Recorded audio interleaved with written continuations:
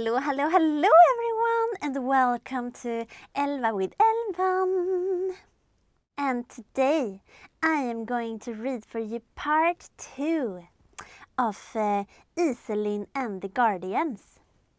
A month has passed since I had that strange dream. Just the thought of it makes me feel unwell, so I've tried to fill my days with as much activities as possible to suppress it. I never went to the doctor. How could I ever explain it?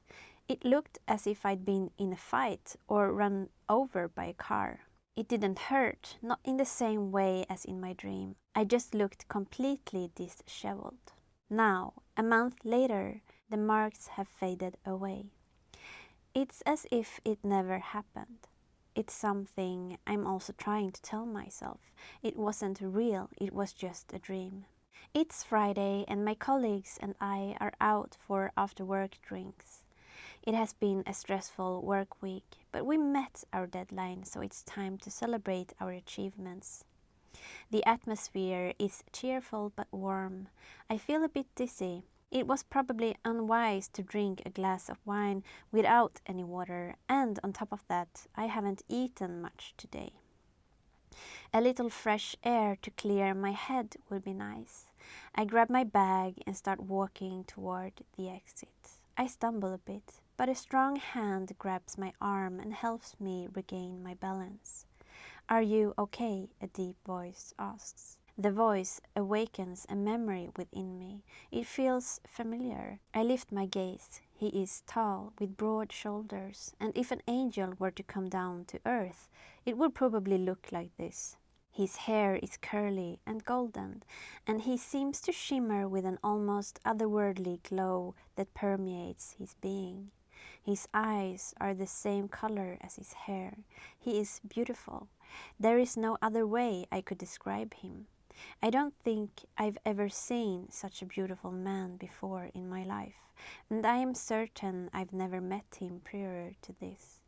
Why does he feel so familiar?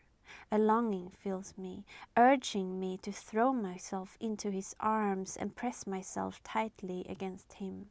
He still has a firm grip on my arm, and his thumb lightly brushes the inside of my arm.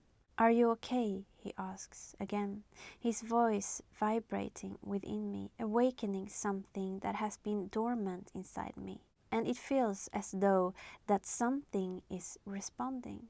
"Yes," I answer. "Thank you for your help." "No problem," he replies. It falls silent between us. He looks at me, almost searching. "Zacharias," he says. "My name is Zacharias." "Iselin," I reply. "Iselin," he says, almost tenderly in a whisper. "It's nice to meet you," he continues. "Likewise," I answer. "Are you on your way out?" he asks. "Yes, it's a bit warm in here, so I thought it would be nice to get some fresh air." "Do you mind if I keep you company?" he asks. "No," I answer. "It would be nice to have some company." We turn around and walk toward the exit. His hand, which was holding my arm, has now moved to rest lightly against my back. It feels reassuring, and although this is our first meeting, it feels as though I can relax in his presence. It's strange. I have never felt this way about anyone else before, and my intuition has never been wrong. It has helped me in several tricky situations, and somehow I have always been able to sense which choice to make. It's a comfort to know I can trust myself in this way, but meeting a man with whom I feel so secure has never happened before. It makes me curious. Who is he? We step out onto the street, which is bustling with people enjoying this beautiful late summer night. We move a little toward the edge of the street to avoid the large crowd of cheerful but somewhat intoxicated people that have gathered. I sit down on a bench and Zacharias sits beside me. We look at each other. "Ise," says Zacharias, but he doesn't get to continue as a chilling roar fills the night. With my heart pounding hard in my chest, I jump up. The scream cuts through me into my ears. It's as if it fills my entire body. I cover my ears with my hands. The roar fills the night, and I look around. Everything seems to be as it should. Everyone else is standing around talking and drinking their cocktails. It's almost as if they can't hear the roar that thunders in my ears. How is that even possible? I feel my breathing gradually quickening. Then Zacharias suddenly stands behind me, close. I can feel his strong body against mine. He brings my head against him, one of my ears resting against his chest, while he covers my other ear with his hand. A sword materializes in his other hand. It's as if no one else is reacting. Everything around us continues as usual. But how can it be that they don't hear? And why do they not see the large man standing with a sword in his hand? It feels like something out of a fantasy story. How can it be that no one is reacting? Shh, says Zacharias. It's okay. Everything will be fine. Lucas and Fabian are on their way. My intuition tells me he's telling the truth, that I can trust him even though we just met. And even though my head is swirling with thoughts and questions, I can feel my body relaxing, my breathing becoming steady again.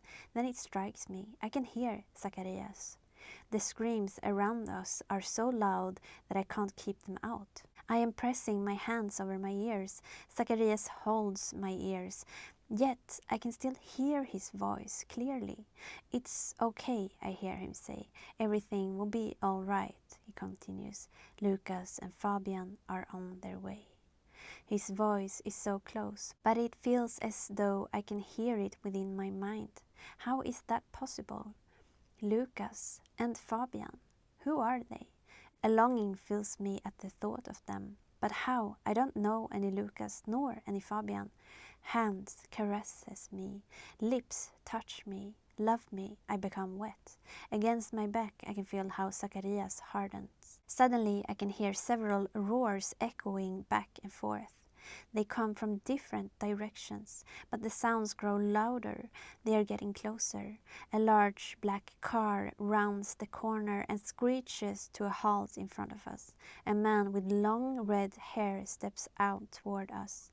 And before Zacharias says it, I know it deep within me. Fabian, I whisper. Fabian looks at me in surprise and then up at Zacharias, but the surprise quickly shifts to a joyful smile directed at me. I wish we had met under better circumstances, my lady. His voice resonates in my head. His hand caresses my hair. He takes it in his hand and kisses it, all while his gaze locks onto mine. I can see a spark in his eyes, as if an insatiable fire burns within him. Iselin, Zacharias' voice fills the air, and I look up at him feeling shy. Here I am, lusting after the man in front of me, while being immensely attracted to the man holding me. I can feel my cheeks burning, but Zacharias smiles at me, and his eyes shine with playfulness. His finger brushes over my cheek, touching my lips, and I can feel my pulse racing inside me. It feels unreal. Trust me, trust us. We will take you to safety. Could you please follow Fabian into the car? I nod in response. Good, he says. I will follow you. I'll be there as quickly as I can. He leans down and kisses my forehead, and for a brief moment he rests his head against mine. Then I notice how he lets go. He leaves me and turns around, and suddenly I am filled with a chill. Fear. What if I never see him again? But the chill is replaced by another warmth. Fabian. My lady, he says, excuse me. He takes me in his arms and lifts me as if I weigh no more than a feather. And then we are in the back seat of the car that drives away swiftly.